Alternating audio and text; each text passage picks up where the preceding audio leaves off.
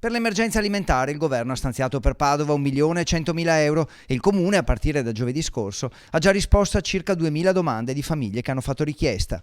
Noi abbiamo interpretato al meglio quello che ha fatto il governo.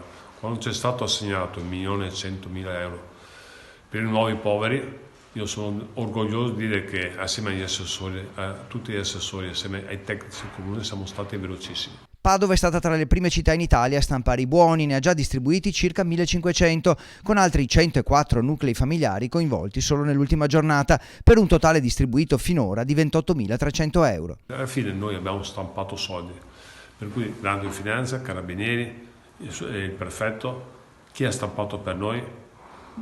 Noi abbiamo fatto, a seguito di sabato, quando è stato fatto il decreto di Conte per i 400 milioni, noi mercoledì abbiamo già consegnato i primi buoni. Io sono veramente orgoglioso di questa amministrazione, siamo stati velocissimi. Tante anche le richieste di informazioni, ne sono arrivate solo in un giorno, 309 al centralino di Per Padova Noi Ci Siamo, il progetto d'aiuto messo in piedi insieme a Diocesi e Centro per il Volontariato. Perché non poteva essersi, non può aspettare qualcuno quando ha fame, quindi era il nostro impegno, il nostro dovere fare presto. I buoni, del valore di 20 euro, possono essere spesi nei negozi che hanno aderito. Complessivamente sono stati stampati quasi 17.000 coupon del valore di 20 euro con scadenza 20 aprile e altri 15.600 con scadenza 30 aprile, per complessivi 648.000 euro.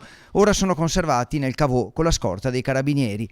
La sicurezza delle operazioni di stampa è stata assicurata dai militari della Guardia di Finanza, i quali hanno poi cautelato con un sigillo di Stato i cliché in zinco utilizzati per una particolare stampa in rilievo e con un colore diverso che ne impediscono la contraffazione.